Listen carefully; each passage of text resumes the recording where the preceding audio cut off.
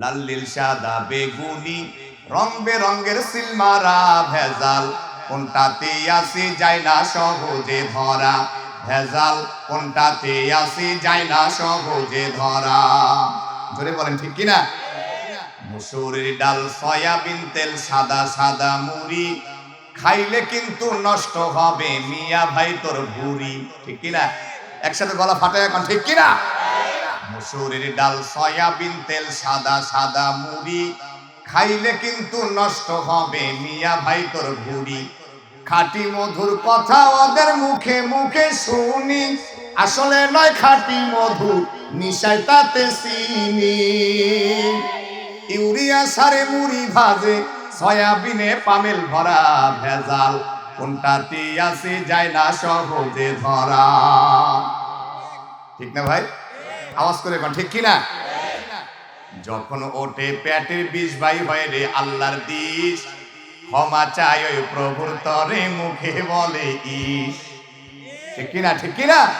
ছদ্মবেশে মসজিদে কেউ ঘোরাফেরা করে, সুযোগ পাইলে মুসল্লিদের জুতা চুরি করে। রাখতে হবে ওদের তরে সবখানে নজর করা, ভেজাল কোনটাতে আছে যায় না সহজে ধরা। আধুনিকা মেয়েরায় আবার চুলগুলোকে কেটে রাস্তা দিয়ে চলে হে পুরুষের মতো হেঁটে, ঠিক না? সুকসা জানো মেকআপ করে মুখটা বানায় ধলা, যায় না রে অনুমান করা ফর্সা নাকি কালা। জীবন সঙ্গী বাইসা নিও, যারা বিয়ে করো নাই জীবন সঙ্গী বাইসা নিও, খাইও না সে থাই ধরা, ভেজাল কোনটাতে আছে যায় না সহজে ধরা। লিল্লাহে তাকবীর, আল কোরআনের আলো। আরেকটু আওয়াজ দিতে পারবেন না কোরআনের মহব্বতে? আসসালামু আলাইকুম ওয়া রাহমাতুল্লাহি ওয়া বারাকাতুহু।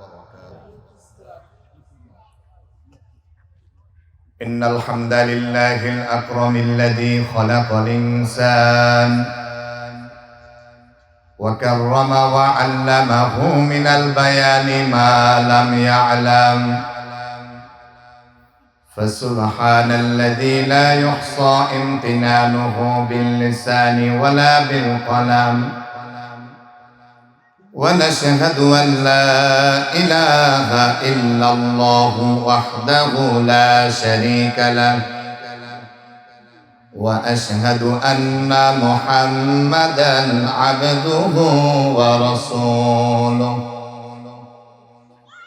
الذي أرسله بالحق بشيرا ونذيرا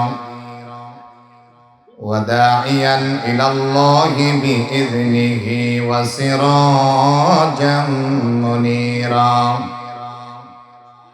فقد قال الله تبارك وتعالى في كلامه المجيد وفي فرقانه الحميد।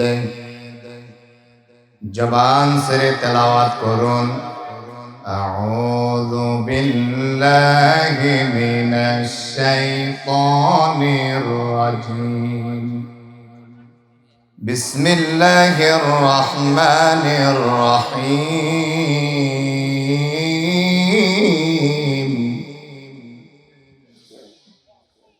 ইন্নাল্লাহা ইয়া'মুরু বিল আদলি ওয়াল ইহসান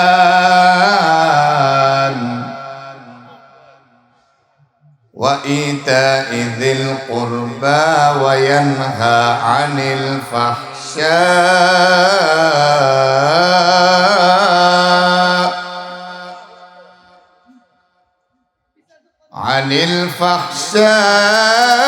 فحشاء والمنكر والبغي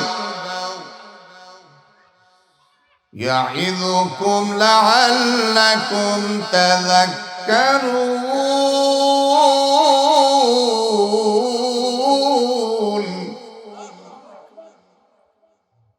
عن سهل بن سعد رضي الله تعالى عنه قال قال النبي صلى الله عليه وسلم من يضمن لي ما بين لحييه وما بين رجليه أضمن له الجنة أو كما قال عليه الصلاة والسلام.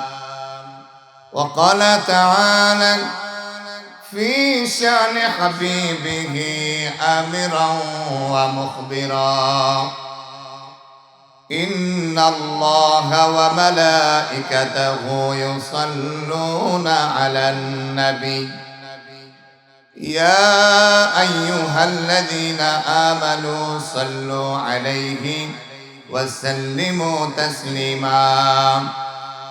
জবান ছেড়ে দিয়ে আমরা দুরূদ শরীফ পড়ি। আল্লাহুম্মা সাল্লি আলা মুহাম্মাদিন নাবিয়্যিল উম্মি ওয়া আলা আলিহি ওয়া সাল্লিম তাসলিমা। জোরে জোরে জিকির করি লা ইলাহা ইল্লাল্লাহ।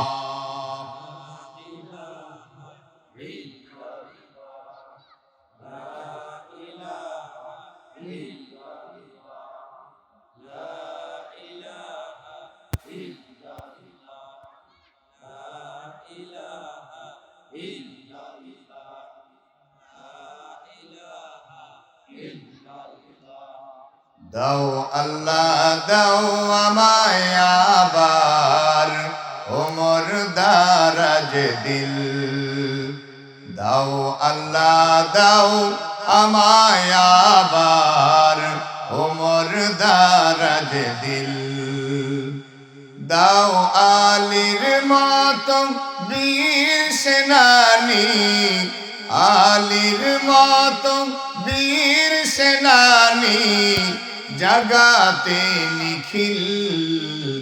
দাও আল্লাহ দাও আমায় আবার ওমর দারাজ দিল। হামজাকে দাও ঘরে ঘরে জীবন দিতে অকাতরে।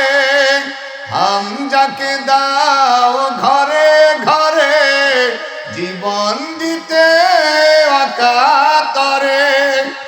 আবার কাবা ভাঙতে এলে, আবার কাবা ভাঙতে এলে পাঠাও আবাবিল। দাও আল্লাহ দাও আমায় আবার ওমর দারাজ দিল।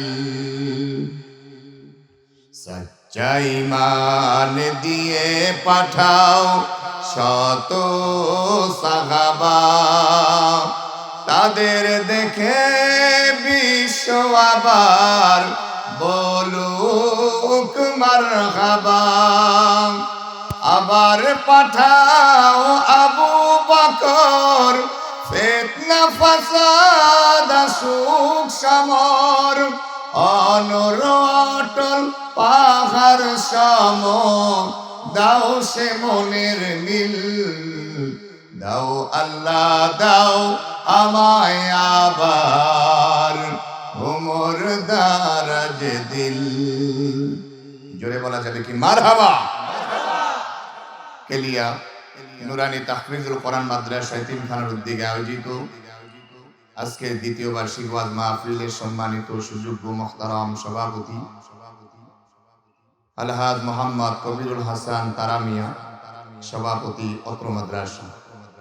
আল্লাহ তাআলা সভাপতি সাহেবের আব্বা আম্মাকে মাফ করে দেন, জোরে বলি আমিন। আল্লাহ তাআলা সভাপতি সাহেবকে বেশি বেশি মাদ্রাসার খেদমত করার তৌফিক দান করুন। প্রধান অতিথি হিসেবে আছেন বড় ভাই জনাব আলহাজ তমিজউদ্দিন সাহেব। আল্লাহ তাআলা তমিজউদ্দিন সাহেবকে আল্লাহ তাআলা বিজয়ের মালা পরে দেশ ও জাতির খেদমত করার তৌফিক দান করুন। আজকের এই মাহফিলে বিভিন্ন দিক থেকে আগত সম্মানিত অতিথিবৃন্দ, বিশেষ অতিথিবৃন্দ, আমন্ত্রিত উলামায়ে কেরাম, যুবক তরুণ ভাইয়েরা, মুরব্বী বাবারা, পর্দা আড়াল থেকে যারা কথা শুনছেন, আমার সম্মানিতা শিক্ষিতা মা বোনেরা, আজকের এই মাহফিলে আমরা আসতে পেরে বসতে পেরে খুশি না বেজা? কম খুশি না বেশি খুশি? আওয়াজ করে বলি আলহামদুলিল্লাহ। সমস্ত প্রশংসার মালিক কে? হায়াতের মালিক কে? রিজিকের মালিক কে? আরো জোরে প্রাণ ভরে ডাক দেন, আল্লাহ আল্লাহ আল্লাহু আকবার। দুরূদ ও সালাম বর্ষিত হোক প্যারা নবী কলিজার টুকরা নবী মুহাম্মদ রাসূলুল্লাহ সাল্লাল্লাহু আলাইহি ওয়াসাল্লাম। সম্মানিত হাজিরিন, আমি আপনাদের খেদমতে কোরআন আল কারীমা সূরা নাহলের 90 নম্বর আয়াতে কারিমা তেলাওয়াত করেছি। এর আলোকেই কিছু কথা বলবো। ওমা তৌফিক ইল্লা বিল্লাহ। আল্লাহ পাক বলছেন সূরা নাহলের 90 নম্বর আয়াত, ইন্নাল্লাহা ইয়া'মুরু বিল আদলি ওয়াল ইহসান ওয়া ইতা'i যিল কুরবা ওয়া ইয়ানহা 'আনিল ফাহশা'i ওয়াল মুনকারি ওয়াল বাগই ইয়া'ইযুকুম লা'আল্লাকুম তাযাক্কারুন। অনেক পরিচিত আয়াত, ঠিক না? কথা বলেন না কেন? এমন পরিচিত, প্রত্যেক জুমার দিন খতিব সাহেবগণ জুমার সানি খুতবাতে কোরআনুল কারীমের এই আয়াতটি পাঠ করে। সূরা নাহল, নাহল শব্দের অর্থ হলো মৌমাছি। কি মাছি ভাইয়েরা? মৌমাছি। আপনারা তো চিনেন তো, মৌমাছি কামড় দিলে খুব মজা লাগে, ঠিক না? কেমন লাগে?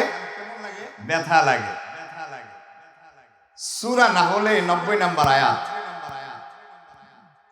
সূরা নাহলে 90 নম্বর আয়াত কখন নাজিল হলো? কোন ঘটনাকে কেন্দ্র করে আল্লাহ তাআলা সূরা নাহলে 90 নম্বর আয়াতে কারিমা নাজিল করলেন? এর শানে নুজুল জানার দরকার আছে না নাই? মুসলমান ভাইরা রে আমার, তাফসীর ইবনে কাসিরের ভিতরে হযরত ইবনে কাসির রাহমাতুল্লাহি আলাইহি এই আয়াত সম্পর্কে একটি হাদিস নিয়ে আসছেন। হাদিসটি যিনি বর্ণনা করেন হযরত ইবনে আব্বাস রাদিয়াল্লাহু তাআলা আনহু বর্ণনা করেন, আল্লাহর পয়গম্বর একদিন উঠানে বসা ছিলেন। ওনার সামনে দিয়ে একজন কাফের হেঁটে যাইতেছিলেন, যার নাম হযরত উসমান ইবনে মাযউন রাদিয়াল্লাহু তাআলা আনহু। উনি ওই সময় কালেমা পড়েন নাই, মুসলমান হন নাই। ইতিহাসের ভিতরে আমরা 2 থেকে 3 জন উসমানের নাম পাই। একজন ছিলেন উসমান ইবনে মাযউন রাদিয়াল্লাহু তাআলা আনহু, আর একজন হলো রাসূলের জামাতা উসমান ইবনে যিন্নুরাইন রাদিয়াল্লাহু তাআলা আনহু। হযরত উসমান ইবনে যিন্নুরাইন কেন বলা হয়? ওনাকে 2 নূরের অধিকারী কেন বলা হয়? আল্লাহ নবীজি হযরত উসমান রাদিয়াল্লাহু তাআলা আনহুকে দিয়ে যখন ওনার মেয়েকে দিয়ে বিয়ে পড়িয়ে দিয়েছিলেন, কন্যা সন্তানটি মারা যায়, ইন্তেকাল করেন। আল্লাহর নবীজি উসমানকে এত মহব্বত করতেন, এত ভালোবাসতেন, একজন মেয়ে বিয়ে দেওয়ার পরেও ওই কন্যা সন্তান মারা যাওয়ার পরে আল্লাহ নবীজি দ্বিতীয় কন্যা সন্তানটিকে দিয়ে আবারও ওসমানের সাথে বিয়ে পড়িয়ে দেন। সুবহানাল্লাহ। এই জন্য বলা হয় ওসমান যিন্নুরাইন, অর্থাৎ 2 নূরের অধিকারী। কয় নূরের? আল্লাহ নবীজি আরো কি বলেন জানেন? আল্লাহ রাব্বুল আলামিন আমাকে যদি আরো একটা কন্যা সন্তানকে বিয়ে দেওয়ার মতো রাখতো, অথবা বিয়ে দেওয়ার মতো সামর্থ্য দিত, আমি 3 নাম্বার কন্যা সন্তানটিকে দিয়েও হলেও আবারও ওসমানের সাথে বিয়ে পড়িয়ে দিতাম। কেন এত ভালোবাসলে? জামাইয়ের ভিতরে গুণ আছে না নাই? গুণ না থাকলে কি নিজের মেয়ে মারা যায় একের পরে এক? নবীজি এই কথা বলতে পারে? এমন দামি জামাই কি আমরা পাই এখন? এখনকার জামাই তো আছে যৌতুক খাওয়া জামাই। কথা বলে না কেন? যৌতুকের কারণে আমাদের মেয়েদেরকে টর্চারিং করে, জুলুম করে, নির্যাতন করে। এই যৌতুক নামক কুত্তার পায়খানা সমাজের রন্ধ্রে রন্ধ্রে ঢুকে পড়েছে। এই কারণে অনেক নারীদের সংসার টিকে না। জামাই গাঁজা খায়, ইয়াবা খায়, মদ খায়, নেশা করে, ক্যাসিনো খেলে, ক্যাসিনো খেলে খেলে এই জামাই লক্ষ লক্ষ টাকা নষ্ট করে। এরপরে এসে বউকে মারধর করে, বউকে পিটায়, তোর বাবার বাড়ি থেকে যৌতুক নিয়ে আয়। কথা বলেন না কেন? এমন জামাই আছে না নাই? হযরত উসমান রাদিয়াল্লাহু তাআলা আনহু কেমন জামাই ছিলেন? এরকম জামাই আমরা পাই না। তবে এখন আলহামদুলিল্লাহ অনেক আল্লাহওয়ালা নেককার জামাই আছে যারা যৌতুক খায় না, যৌতুক দেয় না। ঠিক কিনা বলুন? আমরা যৌতুককে না বলবো, যৌতুককে না বলবো, যৌতুকের বিরুদ্ধে প্রতিবাদ করতে হবে। এটি হলো হারাম। কুকুরের মাংস খাওয়া যেন হারাম, কুত্তার পায়খানা খাওয়া যেন হারাম, যৌতুক খাওয়া তেমনই হারাম। ঠিক কিনা বলুন? আমার প্রিয়জনেরা, চতুর্দিকে এখন ভেজাল আছে না নাই? এই জন্য কবি কি সুন্দর করে বলেন, আমরা কত দলে স্লোগান দিই, হাউকাউ করে চিল্লাই, ঠিক না? এই শক্তির মালিক কে ভাই? হতে পারে আজকের এই মাহফিল অনেকের জীবনের শেষ মাহফিল। আজকে ঠিক ব্যাঠিক বলার সময়, সুবহানাল্লাহ আলহামদুলিল্লাহ জোরে বলার সময়, কালকে এই সুযোগ নাও আসতে পারে। ঠিক নয় কি? আওয়াজ দিবেন জোরে, জোরে করে আল্লাহু আকবার। মুরব্বী বাবারা ইমানের সাথে জোরে আল্লাহু আকবার। যারা দাঁড়িয়ে আছো আমার সামনে, মেহেরবানি করে দাঁড়িয়ে থাকা যাবে না, কোরআনের সম্মানে তোমরা হীরার টুকরা, সবাই চলে আসো। আল্লাহওয়ালা কেউ আমরা মাহফিলে আশেপাশে হাঁটাহাঁটি করবো না। আজকে দোকানপাটে গল্প গুজব, চটপটি খাওয়া, ফুচকা খাওয়ার দিন নয়, আজকে এখানে ইবাদতের দিন। ঠিক কিনা বলুন? যুবক তরুণ ছাত্র ভাইয়েরা যে যেখানে আছো দলে দলে কোরআনের মাহফিলে চলে আসো। আল্লাহ সবাইকে আসার তৌফিক দান করুন। মুসলমান ভাইরা রে আমার, ইতিহাসের ভিতরে আমরা দুইজন ওসমানকে পেলাম, কোন কোন রাওয়াতে তিনজন ওসমানের নাম বলা হয়। যে উসমানকে কেন্দ্র করে আল্লাহ পাক রব্বুল আলামিন সূরা নাহলের 90 নম্বর আয়াতে কারিমা নাজিল করেছেন, ওনার নাম হলো ওসমান ইবনে মাজউন রাদিয়াল্লাহু তাআলা আনহু। নবীজি উঠানে বসেন, আল্লাহ নবীজির সামনে দিয়ে ওসমান ইবনে মাজউন রাদিয়াল্লাহু তাআলা হেঁটে যাইতেছিলেন। নবীজি তাকে ডাক দিয়ে বললেন, ওসমান আমার সামনে কি তোমার বসতে মন চায় না? বলো অবশ্যই বসতে মন চায়। আল্লাহ নবীজি বলেন, তাহলে আমার সামনে বসো। আল্লাহ নবীজির সামনে হযরতে ওসমান ইবনে মাজউন রাদিয়াল্লাহু তাআলা আনহু বসে পড়লেন। আল্লাহর পয়গম্বর হযরতে ওসমানের সামনে নবীজির দুটি চোখ মোবারক আকাশের দিকে উঠালেন। দীর্ঘ সময় নবীজি আকাশের দিকে তাকিয়ে রইলেন। কিছুক্ষণ পরে নবীজি আবার চোখ দুটোকে নামালেন। আল্লাহ নবীজি এবার তার চেহারাটাকে ডানে ঘোরালেন। আল্লাহর পয়গম্বর ডানে ঘোরানোর পরে উনি যেন কার সঙ্গে কথা বলতেছেন এমন ভাবে মাথা লড়াইতেছেন। দীর্ঘ সময় এমন অবস্থা ছিল নবীজি। কিছুক্ষণ পরে নবীজি আবার যখন স্বাভাবিক অবস্থায় ফিরে আসলেন, ওসমান ইবনে মাজউন রাদিয়াল্লাহু তাআলা আনহুকে ডেকে, ওসমান দীর্ঘ সময় তুমি আমার পাশে বসেছিলে, তুমি কি কিছু বুঝতে পেরেছো? হযরতে ওসমান ইবনে মাজউন বলেন, নবীজি বেশ কয়েকবার আমি আপনার পাশে বসেছিলাম, এমন তো ঘটনা কখনো হয় নাই। আমার কাছে যেন মনে হয় আপনার কাছে ফেরেশতা জিবরিল আমিন যে ওহী নাজিল করেন, আমি যে শুনি লোকদের মুখে, আমার কাছে যেন মনে হয় আপনার কাছে ওহী হিসাবে ফেরেশতা জিবরিল আমিন নাজিল হয়েছিলেন। আল্লাহ নবীজি বলেন, ওসমান তুমি ঠিক বলেছো। আল্লাহ পাক রব্বুল আমিন ফেরেশতা জিবরিল আমিনের মাধ্যমে আমার কাছে কোরআনের আয়াত নাজিল করেছেন। হযরতে ওসমান ইবনে মাজউন বলেন, নবীজি যে আয়াতটি আল্লাহ রাব্বুল আমিন নাজিল করেছেন, মেহেরবানি করে আপনি আমার একটু তেলাওয়াত করে শোনান। আল্লাহ নবীজি সূরা নাহলের 90 নম্বর আয়াতে কারিমা তেলাওয়াত করে শোনাইতেছেন।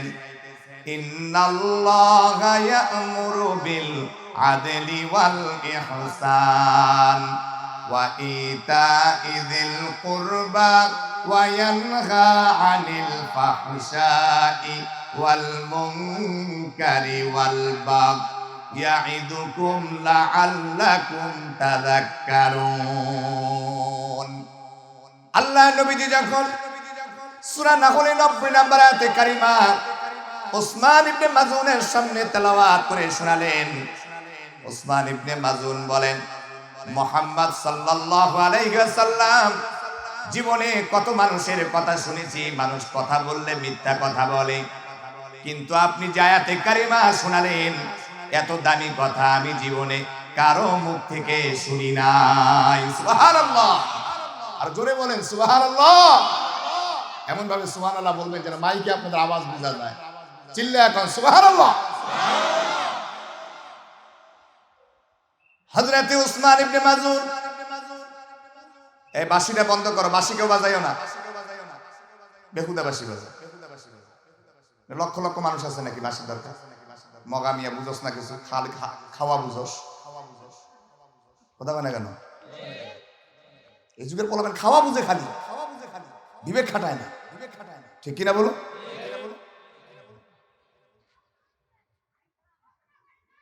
কলিজার টুকরা ভাইরা রে আমার,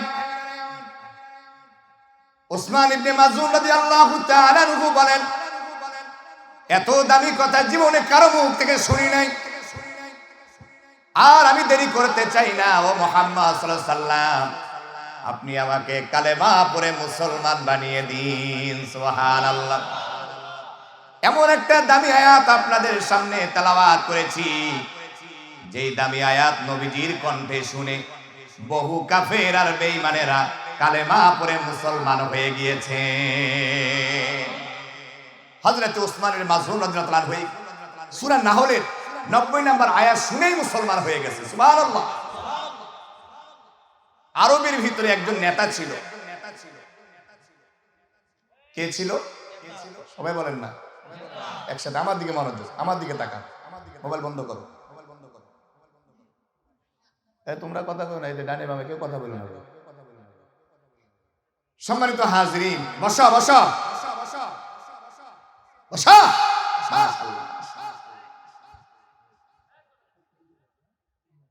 আরবের ভিতরে একজন নেতা ছিল।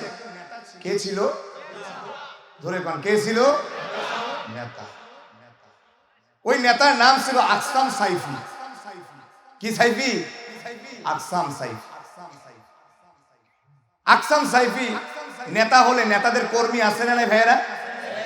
কর্মীদেরকে বলতেছেন আরবের ভিতরে নাকি একজন নবী আসছে, যার নাম নাকি মুহাম্মদ সাল্লাল্লাহু আলাইহি ওয়াসাল্লাম। সে আকসাম সাইফি কর্মীদেরকে বলতেছেন, আমার কর্মীরা, আমার মনে বড় আশা, ওই মুহাম্মাদের সাথে আমি দেখা করব, হাতে হাত রাখবো, কালেমা পড়ে মুসলমান হয়ে যাব। নেতাই বলতেছে। আপনারা বলুন, কর্মীদের ভিতরে কিছু বুদ্ধিজীবী আছে না নাই? যেটা হলো নেতার চাইতে বেশি বুঝে। কথা কয় না কেন? এখন তো কর্মী নাই, আমার সোনার বাংলাদেশে কি নাই? সব নেতা দিয়ে ভরে গেছে, কেউ কাউরে মানে না। কথা কয় না কেন? এই বুদ্ধিজীবীরা বলতেছে কর্মীরা, ওই নেতা, আপনি মুহাম্মাদের কাছে গিয়ে কালেমা পড়বেন, আপনি একজন নেতা মানুষ, মুহাম্মদ তো আপনার তুলনায় কিছুই না। নাউজুবিল্লাহ করবেন না। কর্মী এবার বলতেছে, যদি আপনি যেতে চান, যাওয়ার আগে দুইজন লোক পাঠায়া দেন। ওই দুইজনে গিয়ে মুহাম্মদকে বেশি না মাত্র 2টা প্রশ্ন করবে। কয়টা প্রশ্ন? 2টা প্রশ্ন। এই 2টা প্রশ্নের উত্তর যদি মুহাম্মদ দিতে পারে, ও নেতা, শুধু আপনি না, আমরা কর্মীরা সবাই মিলে কালেমা পড়ে মুসলমান হয়ে যাব।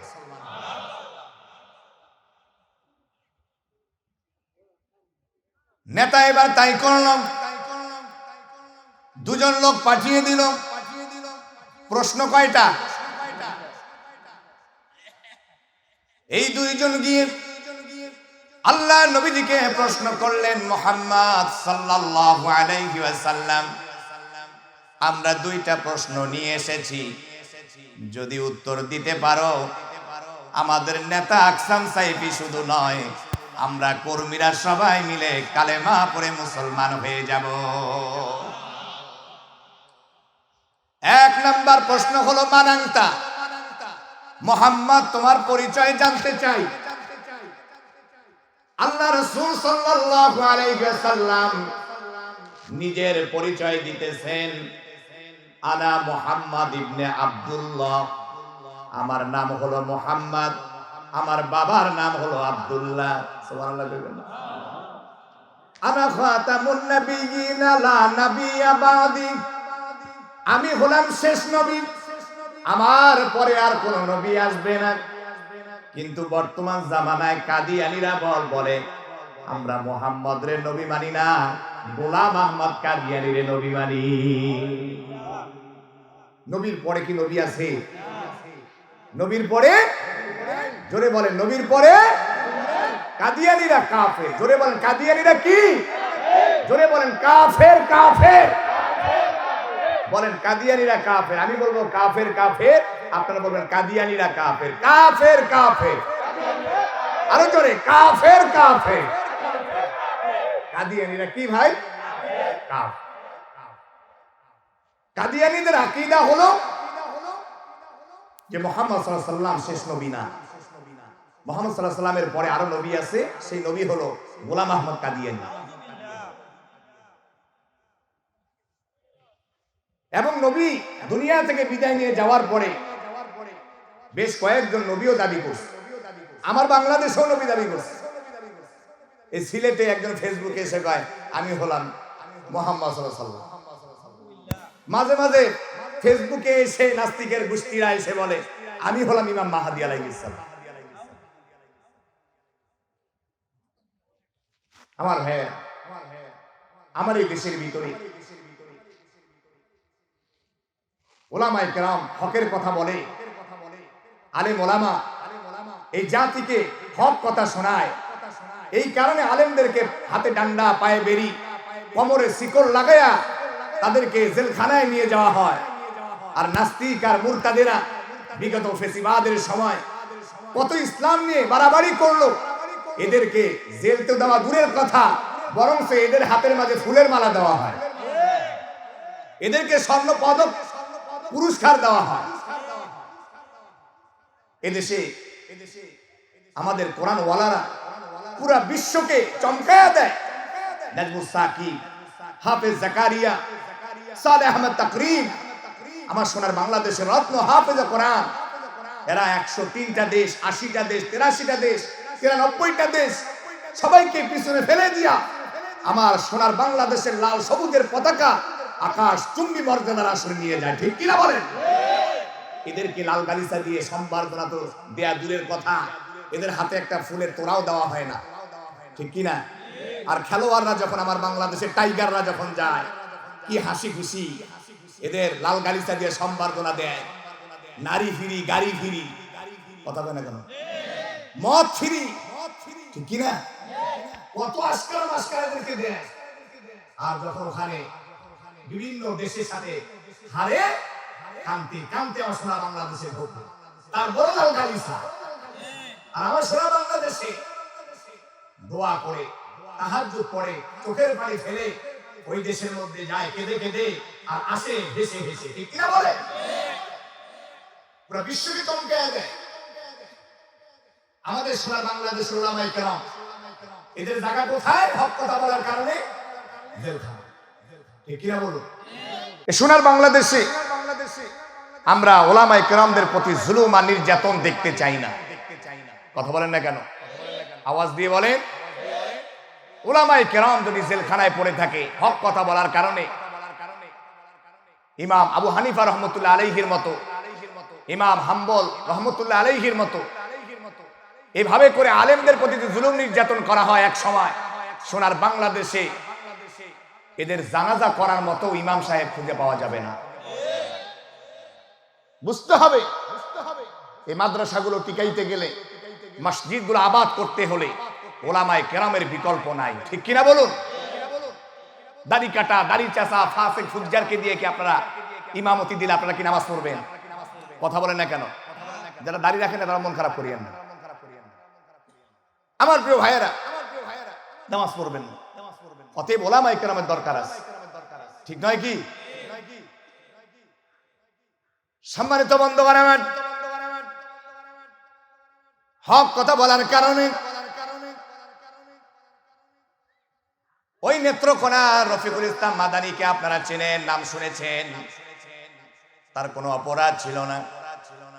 বলেছিল যে এমপি মন্ত্রী আল্লাহকে মানে না, দ্বীন ইসলামকে মানে না, কোরআনের ন্যায় বিচার প্রতিষ্ঠিত করে না, ওই নেতাকে আমরা মানি না। এই কথাটা শুধু বলেছিল। এই কারণে হাতে ডান্ডা, পায়ে বেরি পড়ায়া মর্যাদাওয়ালা লোকদেরকে জেলখানায় বন্দী করা হলো, কোর্টে উঠানো হলো। হারুন ইজহার সাহেব কত দামি দামি কথা বলেন। ওনার মাথায় আল্লাহ পাক যে জ্ঞান দান করেছেন, এত এলমি, এত ওয়ালা মানুষ, এত বড় আলেম, হাজার হাজার আলেমদের উস্তাদ হারুন ইজহার সাহেব, ওনাকেও ছাড়লো না, জেলখানায় বন্দী করে রাখা হলো। আল্লামা মামুনুল হক সাহেব, ওনার কোনো অপরাধ নাই, পিছনে শয়তান লাগায়া দিয়া চক্রের মাঝে ফালায়া রাজনীতির চাল চালায়া আল্লামা মামুনুল হক সাহেবকে 3টা বছর জেলখানায় বন্দী করে রাখা হলো। এগুলো এদের নাটক ছিল আর অভিনয় ছিল, ঠিক কিনা ভাইয়েরা? কলিজার টুকরা ভাইরা রে আমার, আমি আপনাদেরকে বুঝাইতেছিলাম আকসাম সাইফির কথা। প্রশ্ন নিয়ে গেল 2টা। প্রথম প্রশ্ন করেছিল মানাংতা মুহাম্মদ সাল্লাল্লাহু আলাইহি ওয়াসাল্লাম, আপনার পরিচয় বলেন, নামটা বলেন। আল্লাহ নবীজির নাম বলে দিল, আমার নাম মুহাম্মদ, বাবার নাম হলো আব্দুল্লাহ। আমি শেষ নবী, আমার পরে কোনো নবী আসবে না। শুধু তাই না, আমি জান্নাতে ঢোকার আগ পর্যন্ত দুনিয়ার কোন নবী এবং দুনিয়ার কোন নবীর উম্মত জান্নাতে ঢোকার মতো অনুমতি পাবে না। সুবহানাল্লাহ বলবেন না? আমার যারা উম্মত হবে, আমার উম্মতের এত মর্যাদা, আমার উম্মতের এত সম্মান, আমার উম্মতেরাও জান্নাতে ঢোকার আগ পর্যন্ত কোন নবী, কোন নবীর উম্মতেরাও জান্নাতে ঢোকার মতো অনুমতি পাবে না। এত মর্যাদা আপনার আমার। সেই নবীর উম্মত হতে পেরে আমরা খুশি না বেজার? জোরে গলা ফাটায় আলহামদুলিল্লাহ। আমার প্রিয়জনেরা, আকসাম সাইফির ওই 2জন ব্যক্তি এবার দ্বিতীয় প্রশ্ন করতেছেন, ও মুহাম্মদ, আমাদের দ্বিতীয় প্রশ্ন হলো আমান্তা, তোমার মিশনটা কি দুনিয়ায়? কি জন্য তুমি এই দুনিয়ায় এসেছো? আল্লাহ নবীজি আর কথা বলেন না। সূরা নাহলের 90 নম্বর আয়াতে কারিমা এই 2জন ব্যক্তির সামনে তেলাওয়াত করলেন, ইন্নাল্লাহা ইয়া'মুরু বিল আদলি ওয়াল ইহসান ওয়া ইতা'i যিল কুরবা ওয়া ইয়ানহা আনিল ফাহশাই ওয়াল মুনকারি ওয়াল বাগই ইয়া'iদুকুম লা'আল্লাকুম তাযাক্কারুন। সূরা নাহলের 90 নম্বর আয়াতে কারিমা যখন তাদের সামনে তেলাওয়াত করলো, তারা দুজনে বলতে লাগলো, মুহাম্মদ সাল্লাল্লাহু আলাইহি ওয়াসাল্লাম, মেহেরবানি করে কি এই সূরা নাহলের 90 নম্বর আয়াতে কারিমাটি কি আবার আমাদের সামনে কি তেলাওয়াত করবেন মেহেরবানি করে? নবীজি আবারও তেলাওয়াত করলেন। ওরা আবারও বলে, ও মুহাম্মদ, মেহেরবানি করে আপনি আরেকটা বার আমাদেরকে তেলাওয়াত করে শোনান। নবীজি আবারও তেলাওয়াত করে শোনালেন। নবীজি বারবার তেলাওয়াত করে তাদেরকে তেলাওয়াত করে শোনালেন। আয়াতে কারিমাটি এরা 2জন মুখস্থ করে ফেললো। সুবহানাল্লাহ। এই 2জন ব্যক্তি রেখে বলে, মুহাম্মদ, জীবনে আমরা কত মানুষের কথা শুনেছি, এরকম দামি দামি কথা জীবনে কারো মুখ থেকে শুনি নাই। সূরা নাহলের 90 নম্বর আয়াতে কারিমা মুখস্থ করে তারা এবার চলে গেল নেতার কাছে, আকসাম সাইফির কাছে। নেতার কাছে গিয়া বলে, নেতা, প্রশ্নের উত্তর আমরা নিয়ে এসেছি। প্রথম প্রশ্ন করেছিলাম মুহাম্মাদের পরিচয় সম্পর্কে, সুন্দর করে উনি পরিচয়টা বলে দিয়েছেন। আবার প্রশ্ন করলাম, দুনিয়ায় কি জন্য আপনি এসেছেন, আপনার মিশনটা কি? উনি কথা না বলি সূরা নাহলে 90 নম্বর আয়াতে কারিমাটি তেলাওয়াত করে শোনালেন, আপনিও শোনেন। ইন্নাল্লাহা ইয়া'মুরু বিল আদলি ওয়াল ইহসান। এক একটা হরফ শুনবে তো আল্লাহ তাআলা 10টা করে নেকি আপনার আমলনামায় লিখে দিবেন। সুবহানাল্লাহ। যে আস্তে কইলেন, জোরে বললে আরো বেশি ফায়দা হবে। এই সুবহানাল্লাহ আপনি বলার কারণে আল্লাহ সুবহানাল্লাহর ভিতরে যত হরফ আছে 10টা করে নেকি আল্লাহ আপনার আমলনামায় লিখে দিয়েছে। আমার প্রিয় ভাইয়েরা, আকসাম সাইফি সূরা নাহলের 90 নম্বর আয়াতে কারিমাটি তেলাওয়াত শুনলেন। শোনার পরে সাথীদেরকে ডেকে বলেন, সাথীরা তোমরা কি শুনেছো এত সুন্দর দামি দামি কথা? জাহান্নাম থেকে যদি বাঁচতে চাও, দুনিয়ার সকল গুনাহ থেকে যদি বাঁচতে চাও, জীবনে যত অপরাধ করেছো সব অপরাধগুলো যদি মাফ পাওয়াইতে চাও, ক্ষমা করাইতে চাও, তোমরা আর দেরি করো না, তোমরা আমার সাথে সবাই পড়ে নাও, লা ইলাহা ইল্লাল্লাহু মুহাম্মাদুর রাসূলুল্লাহ সাল্লাল্লাহু আলাইহি ওয়াসাল্লাম। এই ছেলেরা, এই নাচানাচি করতেছো কেন? কিসের নাচানাচি করো? কিসের নাচানাচি করো সেখানে? আজকে মাহফিলের দিনে কিসের নাচানাচি? সেই বহু দূর থেকে আসছে এখানে মুসল্লিরা, সে আইনগঞ্জ থেকে আসছে। কোথা থেকে আসছে? আইনগঞ্জ থেকে। কে আসছেন হাত তোলেন তো। আইনগঞ্জে কারা কারা আছেন? এই যে মেয়ে দেখেন, মেয়েরা, এই যে আপনার এলাকাবাসী, যেগুলো লজ্জা শরম নাই, এগুলো কচু গাছে ফাঁসটায় মরা দরকার। কথা বল না কেন? আইনগঞ্জ থেকে আসতে পারে, আর এই এলাকায় এগুলো ফাজলামির দিন না আজকে। মুরব্বী বাবারা, ফাজলামির দিন আজকে। বাহিরে ঘোরাঘুরির সময় আছে আজকে। একটা মাহফিল করতে লক্ষ লক্ষ টাকা লাগে। কথা বলেন না কেন? আর বাপের জমি বিক্রি করে যদি দিত লক্ষ টাকা, তাহলে বুঝতো মাহফিল করা কেমন ঠেলা। কথা বলেন না কেন? এই যে হুজুররা, আমাদের ছাত্ররা, কমিটি বৃন্দ কি যে কষ্ট করছে মাহফিলটার কারণে, ঠিক কিনা বলুন? কোন দুষ্টামি চলবে না। মাইকের আওয়াজ যত দূর যায় সব বন্ধ, দুষ্টামি। আল্লাহু আকবার কোন। কষ্ট দিয়েছে আপনাদের? ওস্তাদ তো মাঝে মাঝে ধমকও দিতে পারে, আবার আদরও করতে পারে, ঠিক কিনা বলুন? মন খারাপ করা যাবে। সম্মানিত বন্ধুগণ আমার,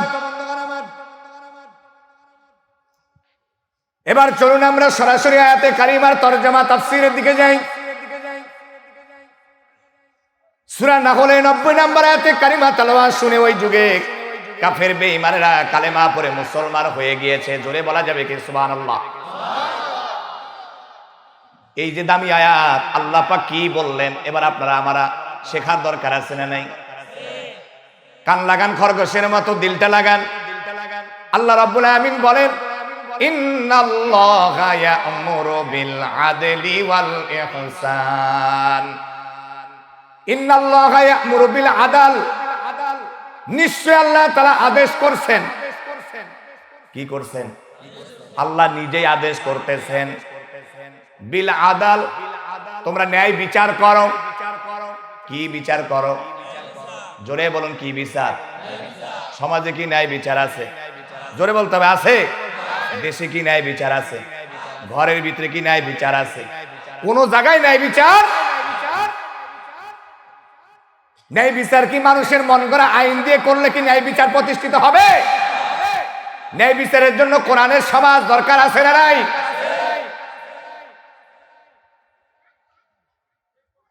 আল্লাহ রাব্বুল আমিন এই কোরআনুল কারীম শুধু তেলাওয়াতের জন্য নাজিল করেন নাই। মানুষ মারা গেলে আমরা কোরআন তেলাওয়াত করি, আল্লাহ পাক এই জন্য কোরআন নাজিল করেন নাই, ঠিক কিনা বলেন? শুধু রমজান মাসে আপনি কোরআন তেলাওয়াত করবেন, শুধু রমজানের জন্যই শেষ। আল্লাহ এই জন্য কোরআন নাজিল করেন নাই। আল্লাহ কোরআন নাজিল করেছেন কি জন্য? আল্লাহ কোরআনের ভিতরে বলেন, ইন্না আনজালনা ইলাইকাল কিতাবা বিল হক লিতাহকুমা বাইনান নাস বিমা আরাকাল্লাহ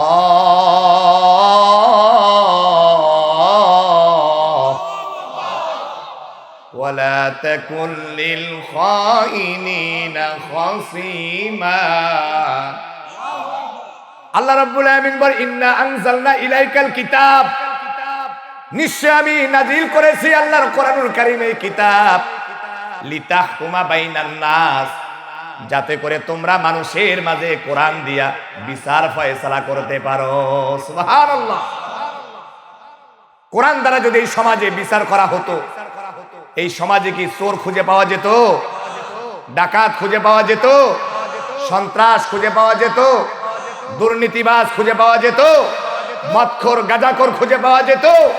আমার বোনকে প্রিজিং করার মতো কোনো যুবক তরুণ দুঃসাহস দেখাইতে পারতো? সমাজে কি জেনা ব্যভিচার থাকতো? আমার সোনার বাংলাদেশে পতিতালয় আছে না নাই? জোরে বলা আছে না নাই? যদি আল্লাহর কোরআনে ন্যায় বিচার কায়েম থাকতো, প্রতিষ্ঠিত থাকতো, সোনার বাংলাদেশে অসভ্য নাজায়েজ হারামের মতো পতিতালয় থাকতো না। কোরআনের বিধান থাকার কারণে ভেঙ্গে সবগুলো গুড়া গুড়া করে দেওয়া হতো। আমার সোনার বাংলাদেশে সিনেমা হল আছে না নাই? জোরে বলুন আছে না নাই? এই সিনেমা হলে সিনেমা দেখতে দেখতে যুব সমাজ নষ্ট হয়ে যায়, এদের চরিত্র নষ্ট হয়ে যায়। যদি আজকে সোনার বাংলাদেশে আল্লাহর কোরআন দিয়ে দেশ চলতো, সমাজ চলতো, সিনেমা হল আমার সোনার বাংলাদেশে একটাও থাকতো না, ভেঙ্গে গুড়া গুড়া করে ফেলা হতো। আমার প্রিয়জনেরা, সমাজের ভিতরে সুদ ঘুষ আছে না নাই? কোরআনে ন্যায় বিচার থাকলে সুদ খাওয়ার মতো কেউ দুঃসাহস দেখাইতে পারতো না, ঠিক কিনা বলো? বিল আদাল, আল্লাহ পাক বলছেন ন্যায় বিচার করো, জুলুম করিও না। কি করিও না? জুলুম করিও না। এই যুগে ভাই ভাইয়ের প্রতি জুলুম করে, ন্যায় বিচার করে না, আছে না নাই? চাচা ভাতিজার বিরুদ্ধে জুলুম করে, ন্যায় বিচার করে না, আছে না নাই? মামা ভাগিনার বিরুদ্ধে ভাগিনাতের সাথে জুলুম করে, ন্যায় বিচার করে না, আছে না নাই? আল্লাহ পাক মা বাবাদেরকে বলতেছেন সূরা নিসার ভিতরে, এই আয়াতটি আপনারা পাবেন। এই আয়াতের একটি অংশ আছে, লিযাকারি মিসলু হাযযিল উনসায়াইন। আল্লাহ পাক বলছেন যে তোমার দুই মেয়ে যা পাবে, এক ছেলে তা পাবে। কথা বলে না কেন? আল্লাহ তাআলা এই আয়াতটি নাজিল করেছেন জমি সংক্রান্ত বিষয়। কি সংক্রান্ত? জমা জমি যদি তুমি মা বাবা ছেলে মেয়েকে বন্টন করে দাও, তাহলে তোমার মেয়েকে, দুই মেয়েকে যা দিবা, এক ছেলেকে তা দিবা। সুবহানাল্লাহ বলে। এই ওয়াজটা অনেক নারীরা, অনেক মা বোনেরা শুনলে, অনেক মা বোনেরা কয় ইসলাম আমাদেরকে ঠকাইছে। কথা কয় না কেন? মা বোনেরা বলে, আমার সম্মানিত মা বোনেরা কান লাগান, মা বোনেরা বলে যে ইসলাম আমাদেরকে ঠকাইছে। আপনারা বলুন, নারীদেরকে ইসলাম ঠকাইছে না জিতাইছে? কিভাবে জিতাইলো? দুই একটি ঘটনা শুনলে বুঝতে পারবে কেমন জিতাইছে। উদাহরণ হলো, দেখবেন যারা জামাই আছে, এই জামাইরা শ্বশুরকে যা না দেয়, শাশুড়িকে তার থেকে বেশি দেয়। গোপনে গোপনে যাওয়ার সময় শাশুড়িকে বলে, আম্মা জান, আমি 1000 টাকা আপনার হাতে দিয়ে দিলাম, আপনি চিকিৎসা করেন, ঔষধ খাইয়েন। কথা বলে না কেন? জামাইয়ের ক্ষেত্রে দেখেন জিতাইয়া দিল। সন্তানের ক্ষেত্রেও দেখেন, ছেলে বাবাকে যা দেয় তার চেয়ে মাকে বেশি দেয়। কথা বলেন না কেন? জমা জমির ক্ষেত্রেও মেয়েরা স্বামীর কাছ থেকে পায়। কার কাছ থেকে? স্বামীর কাছ থেকে। মেয়েরা বাবার কাছ থেকে পায়, ঠিক কিনা বলেন? মায়ের কাছ থেকে পায়, ইত্যাদি ইত্যাদি তো আছেই। আর একটা ছেলে এরা তো আর কোনো অন্য কোনো দিক থেকে পায় না। কিন্তু ইসলাম নারীদেরকে দেখেন সব দিক দিয়েই তারা পায়, আদর, মহাব্বত, সম্মান সব দিক থেকে খালি পাইতেই থাকে। আমাদের মা বোনদের অবস্থা হয়েছে কেমন জানেন? সুখে থাকতে ভূতে কিলা। এরা বলে নারী অধিকার। কিসের অধিকার? নারীর অধিকার। কেমন? যে নারী পুরুষ আমাদেরকে সমান সমান অধিকার দিতে হবে। নাউজুবিল্লাহ বলবেন না? ডক্টর ইউনূস আমার দেশে আসার পরে এই নারীরা সর্বপ্রথম ডক্টর ইউনূসকে প্রস্তাব জানাইছে যে নারী পুরুষ সমান সমান অধিকার দিতে হবে। নাউজুবিল্লাহ বলবেন না? এতে আমরা প্রতিবাদ করে এটাকে বানচাল করেছি। কারণ সোনার বাংলাদেশে কোরআনের সাথে কোনো সাংঘর্ষিক আইন পাশ করলে ওই বিচারককেও আমরা ছাড় দেই না। এক বিচারক এই যে 2-3 দিন সোশ্যাল মিডিয়াতে আপনারা দেখবেন বিবাহের আইন পাশ করেছিল যে পুরুষরা তার বড় স্ত্রীকে না জানিয়েই দ্বিতীয় বিয়ে করতে পারবে। সুবহানাল্লাহ বলেন। ইসলাম পুরুষকে এই অধিকার দিছে কি দেয় নাই? কথা বলেন না কেন? বিবাহের ক্ষেত্রে বড় বউকে জানানোর কোন ইসলাম জায়েজ করেন নাই যে বড় বউর কাছে অনুমতি নিয়েই বিয়ে করতে হবে, এটা মাসালা না।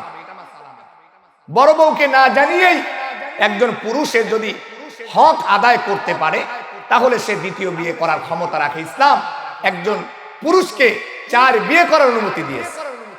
এখন কালকে থেকে আপনারা আবার 4 বিয়ে করা শুরু করে দিয়ে ঘরে কিন্তু জায়গা হবে না। আমি বুঝাইতেছি মা বোনেরা, আপনারা আবার টেনশন করেন না। আপনাদের স্বামীদেরকে আমি বিয়ে করার কথা বলতেছি না, আমি একটি বিষয় বুঝাইতেছি। কথা বলেন না কেন? আমার প্রিয় ভাইয়েরা, ইসলাম পুরুষদেরকে এই বিধান দিয়েছে। কোথায় পাবেন এই আয়াত?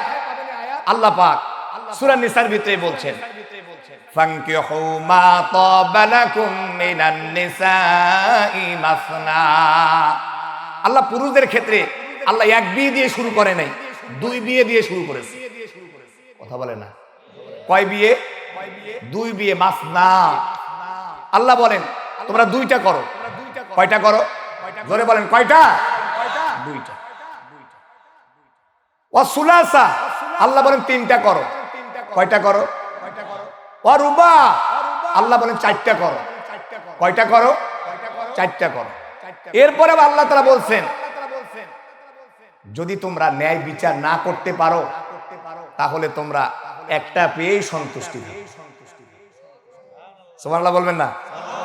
ন্যায় বিচার তো আমরা অনেক পুরুষরা করতে পারি না, ঠিক কিনা বলেন? আমি যে আয়াত তেলাওয়াত করেছি ন্যায় বিচারে, কি বিচারে? ন্যায় বিচারের আয়াত তেলাওয়াত করেছি। বিল আদাল, তোমরা ন্যায় বিচার করো। আমাদের ভিতরে অনেক পুরুষরা পরকিয়া করতে গিয়ে ধরা খায়, আছে না নাই? জোরে বলেন, জোরে বলেন, আছে না নাই? জেনা ব্যভিচার করতে গিয়ে ধরা খায়, আছে না নাই? আমার মা বোনেরা এটা মেনে নেয় খুব সহজে।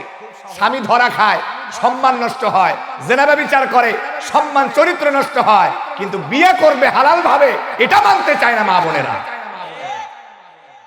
ঠিক নয় কি? আমরা বলি যে আমরা বউদেরকে চালাই। আমি বলি মিয়া তুমি বউদেরকে চালাও, উল্টা বউ তোমাদেরকে চালায়। কথা বলে না? ওয়াজ কি বুঝতে কি কষ্ট হইতেছে আপনাদের? আমার প্রিয় ভাইয়েরা, যদি স্বামীর সম্মান নষ্ট হয়, স্বামীর চারিত্রিক সমস্যা থাকে, বারবার জেনা ব্যভিচার, বারবার পরকিয়া ইত্যাদি ইত্যাদি, তাহলে আমি বলবো ওই স্বামীকে বিয়ে করানোই উত্তম। যদি ওই স্বামী বিয়ে করে তাহলে ওই স্বামী আর এই জেনা ব্যভিচারে যাবে না। কথা বলেন না কেন? ওই স্বামী পরকিয়া করবে না, 2 বিবিকে সময় দিবে, তখন গুনাহ থেকে সেফ থাকবে। কথা বলেন না কেন?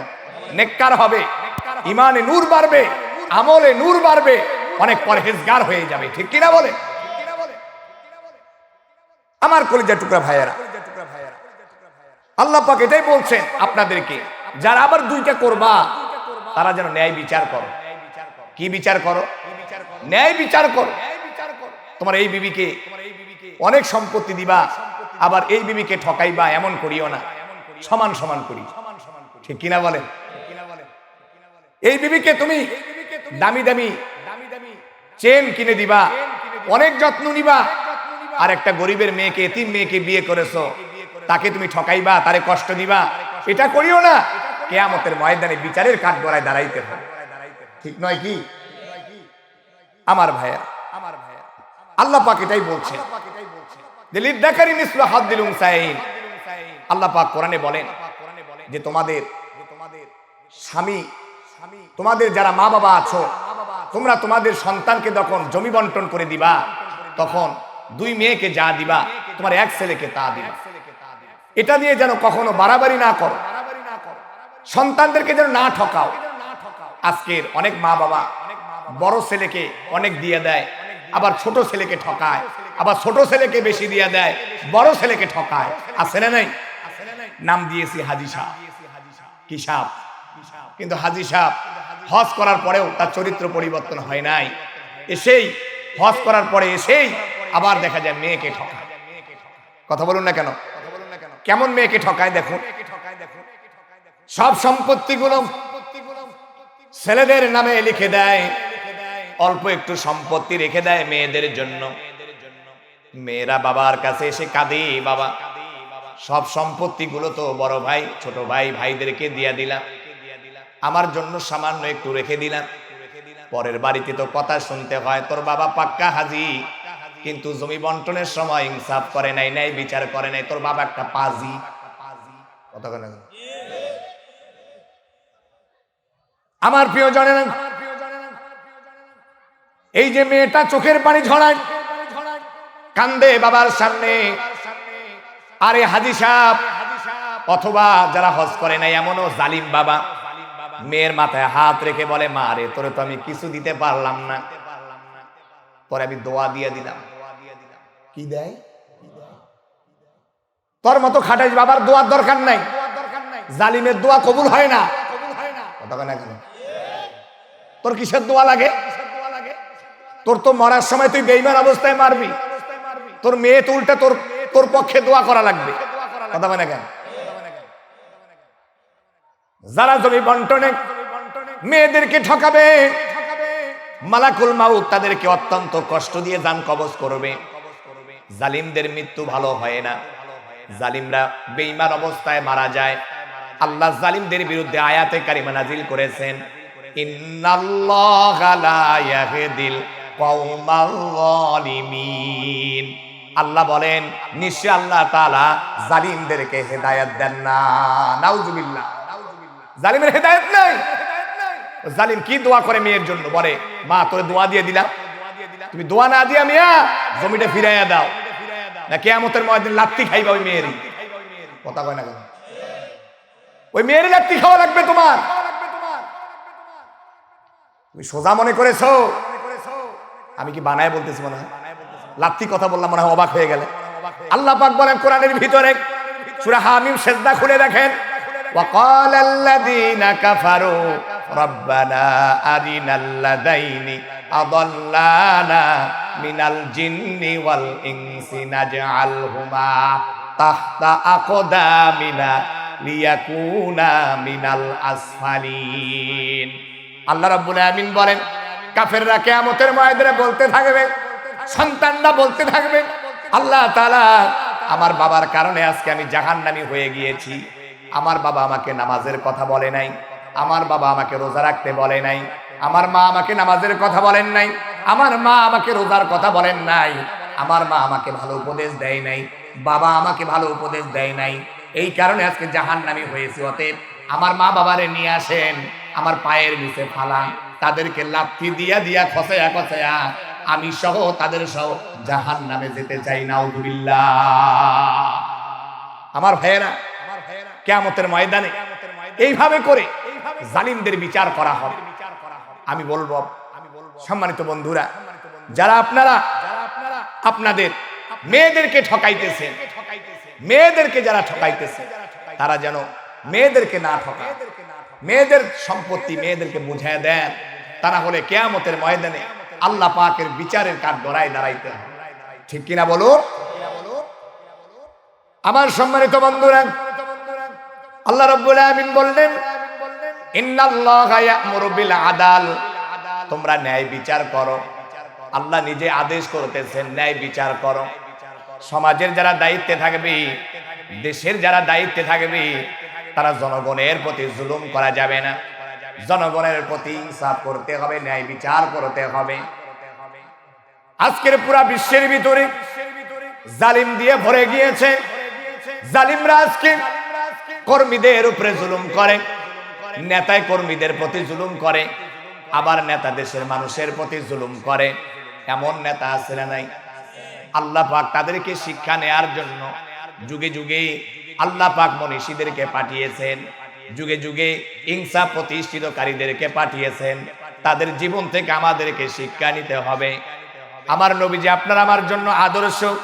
আল্লাহ রাব্বুল আমিন কোরআনের ভিতরে বলেন, লাকাদ কানা লাকুম ফি রাসূলিল্লাহি উসওয়াতুন হাসানা। আল্লাহ বলেন মুহাম্মদ সাল্লাল্লাহু আলাইহি ওয়াসাল্লামের মাঝে, ও দুনিয়ার বান্দারা, তোমাদের জন্য উত্তম আদর্শ রেখে দিয়েছি। সুবহানাল্লাহ। আমার নবীজি দুনিয়ায় নেতা ছিলেন, কি ছিলেন? দায়িত্বশীল ছিলেন, প্রধানমন্ত্রী ছিলেন, রাজা ছিলেন। ঠিক কিনা বলুন? নেতা শব্দ দ্বারা আমরা ছোট করতে চাই না আমার নবীকে। আমার নবী রাষ্ট্রপ্রধান ছিলেন। কি ছিলেন? রাষ্ট্রপ্রধান। এই দেশে পুরা পৃথিবীতে যারা রাষ্ট্রপ্রধান হিসেবে থাকবে, আমার নবী থেকে শিক্ষা নেওয়ার দরকার আছে না নাই? আল্লাহ তাআলা এদেশের সমস্ত নেতাদেরকে ওমরের মতো আল্লাহ তাআলা কবুল করে, দেশ ও জাতির খেদমত করার তৌফিক দান করে। আমার প্রিয় জনেরা, সম্মানিত বন্ধুগণ, রাজা প্রধান ছিল আমার নবী, বিশ্বনবী মুহাম্মদুর রাসূলুল্লাহ সাল্লাল্লাহু আলাইহি ওয়াসাল্লাম। কেমন রাজা ছিলেন, ন্যায় বিচারক কেমন ছিলেন? আল্লাহ নবীজির কাছে একদিন বিচার আসলো। চোখ দিয়ে আমার দিকে দেখেন আমার প্রিয় ভাইয়েরা, কোরআনের দামের চেয়ে কারো দাম বেশি নয়। এই যে আমার দিকে দেখেন, কোরআনের দামের চেয়ে কারো দাম বেশি নেই। কে হাঁটতেছে, কে চলতেছে, তাদের দিকে তাকালে অমনোযোগী হব, ঠিক না? খুব মনোযোগ দেন প্রিয় বন্ধুরা আমার। নবীজির কাছে একদিন বিচার আসলো, চুরির বিচার। কিসের বিচার? জোরে বলে।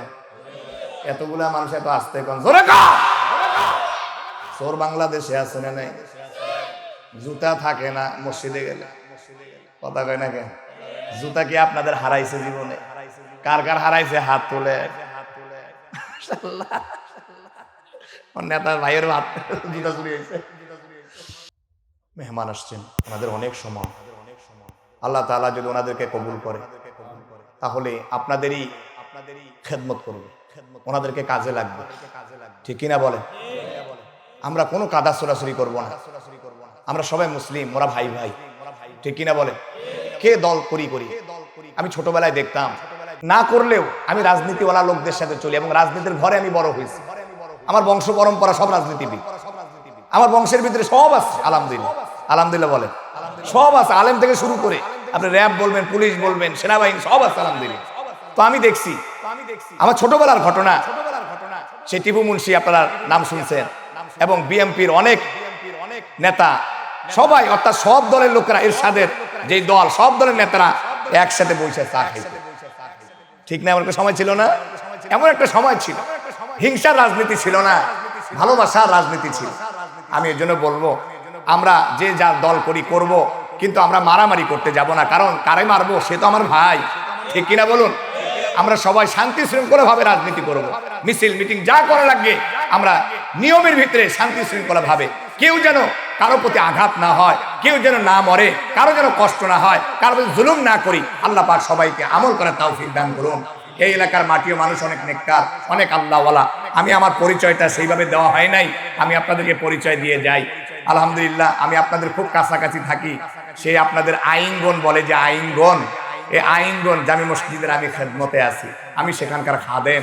আপনারা আমার জন্য দোয়া করবেন যাতে করে আমি মসজিদের বেশি খেদমত করতে পারি। আল্লাহ পাক আমাদের সবাইকে জান্নাত পর্যন্ত কবুল করেন। এই যে আমার নেতা ভাইয়েরা আছে, আমরা সবাই যেন একসাথে জান্নাতে থাকতে পারি। আল্লাহ আমাদের সবাইকে তৌফিক দান করুন।